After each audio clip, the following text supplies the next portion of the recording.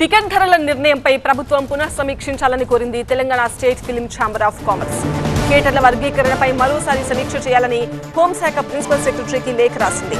Stake హోల్డర్లందరితో సంప్రదింపులు జరపాలని, ఎగ్జిబిటర్లు, నిర్మాతల అభిప్రాయాలు తీసుకోవాలని విజ్ఞప్తి చేసింది. సింగిల్ స్క్రీన్ థియేటర్ల సమస్యలను పరిశీలించాలని విన్నవించింది. కొత్త విధానంతో టౌన్ థియేటర్లపై ప్రభావం ఉండొచ్చన్న ఫిల్మ్ ఛాంబర్ పరిష్కారానికి సినీ ప్రతినిధులతో కన్సల్టేటివ్ కమిటీ ఏర్పాటు చేయాలని ప్రతిపాదించింది. సినిమా టికెట్లకు సీలింగ్ విధిస్తూ నిన్న జీవో విడుదల చేసింది తెలంగాణ ప్రభుత్వం. థియేటర్లలో కనిష్ట గరిష్ట ధరలను నిర్ణయిస్తూ సింగిల్ స్క్రీన్, స్పెషల్ థియేటర్లు, మల్టీప్లెక్స్లుగా వర్గీకరించింది. నాన్ ఏసీ థియేటర్లలో ప్రీమియం టికెట్ గరిష్ట ధర ₹100, ఏసీ థియేటర్లలో ప్రీమియం టికెట్ గరిష్ట ధర $200, స్పెషల్ థియేటర్లలో రిక్లైనర్ గరిష్ట టికెట్ ధర $300, మల్టీప్లెక్స్లలో రిక్లైనర్ గరిష్ట టికెట్ ధర ₹300గా పేర్కొంది. బడ్జెట్ 100 కోట్లు దాటితే సూపర్ హై బడ్జెట్ సినిమాగా గుర్తించనుంది. ఇలాంటి సినిమాలకు మొదటి 10 రోజులు టికెట్ ధరలు పెంచుకునే అవకాశం కల్పించింది. అదనపు ఆదాయం నుంచి సినీ కార్మికుల సంక్షేమానికి ₹1 కోటి విరాళం ఇవ్వాలని సూచించింది.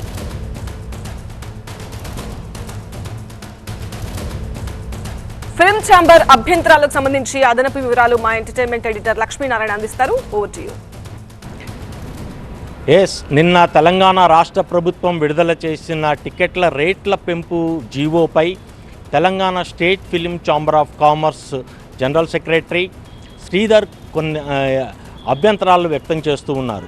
ఇలాంటి నిర్ణయాలు తీసుకునే ముందు స్టేట్ ఫిల్మ్ ఛాంబర్ని కానీ తెలుగు ఫిల్మ్ ఛాంబర్ని కానీ కొద్దిగా పరిగణలోకి తీసుకుని ఉంటే చాలా మంచిది అనే అభిప్రాయాన్ని వ్యక్తం చేస్తూ రాష్ట్ర ప్రభుత్వానికి ఒక వినతిని సమర్పించారు.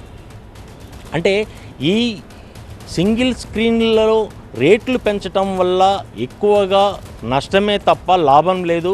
మాకు ఫుట్ఫాల్స్ పెరిగి ఎక్కువగా థియేటర్లు హౌస్ఫుల్స్ అవుతేనే మాకు ఎక్కువ లాభము. ఈ రేట్ల పెంపు వల్ల మాకు వచ్చే పెద్దగా లాభం ఏమీ ఉండదు.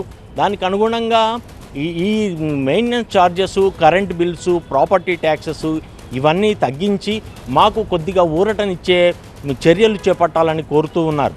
అంటే ఎక్కువగా సింగిల్ స్క్రీన్లో కొన్ని థియేటర్లకు మాత్రమే స్పెషలైజ్డ్ కేటగిరీగా విభజించారు. ఆ స్పెషలైజ్డ్ కేటగిరీలో 2K, 4K projection, digital surround sounding ఇలాంటి ఫెసిలిటీస్ ఉన్న కొన్ని థియేటర్లకు మాత్రం ఎక్కువగా పెంచుకునే అవకాశం ఉంది. మామూలు సింగిల్ థియేటర్లకి అంతగా పెంచుకునే అవకాశం లేదు.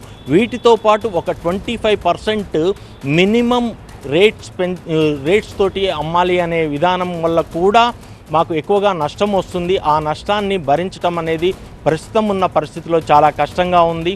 దీనికి అనుగుణంగా మాకు కొన్ని చర్యలు తీసుకొని మా సింగిల్ థియేటర్ల సిస్టమ్ని కొద్దిగా బతికించే విధంగా రాష్ట్ర ప్రభుత్వం కొన్ని చర్యలు తీసుకోవాల్సిన అవసరం ఉంది అంటూ ప్రభుత్వానికి ఒక వినతి పత్రాన్ని అయితే సమర్పించారు.